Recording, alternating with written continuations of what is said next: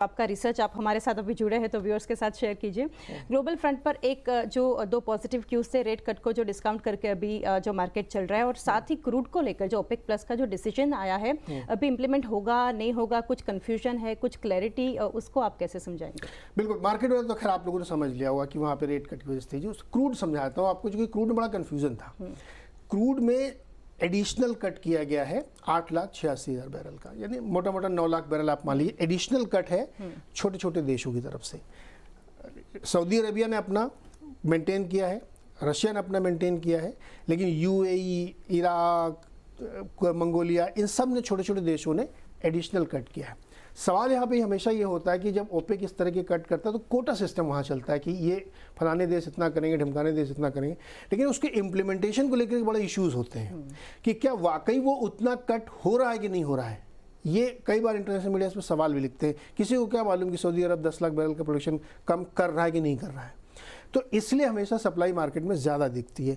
तो कई सारे देशों ने कहा कि ये हमारे कोटे का हमको मिलना चाहिए कि हम इतना कट करें और प्राइस स्टेबलाइज हो, इसको लेकर के डिस्प्यूट था। तो एक रीज़न ये था, इसलिए क्रूड गिर गया। एडिशनल कट के बावजूद क्रूड गिरा, वरना क्रूड चढ़ना चाहिए था। दूसरा एक रीज़न हुआ कि ब्राज़ील की तरफ से अगले कुछ 6-8 महीने में करीब 4 लाख बैरल की सप्लाई बढ़ने वाली पर डे की, तो उसकी वजह से भी थोड़ा सा न्यूट्रलाइज हुआ है। तो इसलिए क्रूड एक बार तेज़ी से बढ़ा, फिर नीचे आ गया, क्योंकि इम्प्लीमेंटेशन को लेकर के तमाम सारे अभी भी सवाल है।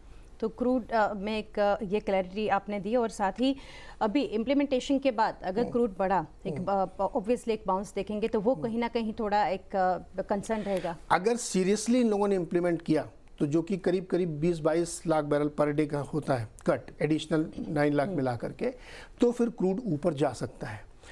इसमें एक ही सपोर्ट ये मिल सकता है कि जैसे चीन की तरफ से बहुत डिमांड नहीं आ रही, चीन सेकंड लार्जेस्ट कंज्यूमर है, वहाँ से बहुत अच्छी डिमांड नहीं आ रही, केवल सबसे अच्छी डिमांड इंडिया की है, यूएस में भी उतनी अच्छी डिमांड नहीं आ रही। तो अगर वाकई प्रोडक्शन कट इम्प्लीमेंट हुआ तो डेफिनेटली प्राइस यहाँ से ऊपर जा सकते हैं और 90 को क्रॉस कर सकते हैं वो। लेकिन बस क्वेश्चन वही है कि सप्लाई उतनी बनी रहेगी या कम होगी। क्या होता है कि हमेशा जैसे क्रूड प्रोडक्शन हुआ और जब वो शिप से जहाज़ पानी में आ गया तो वाटर टेरिटरी में फिर क्लेम नहीं होता, फिर तो वो जिसका जहाज़ है उसका तेल है, फिर वो न इराक का तेल है, न ईरान का, न रशिया का, और उसको बेच लेते हैं वो। ये होता है तेल का खेल। जी, तो एक काफ़ी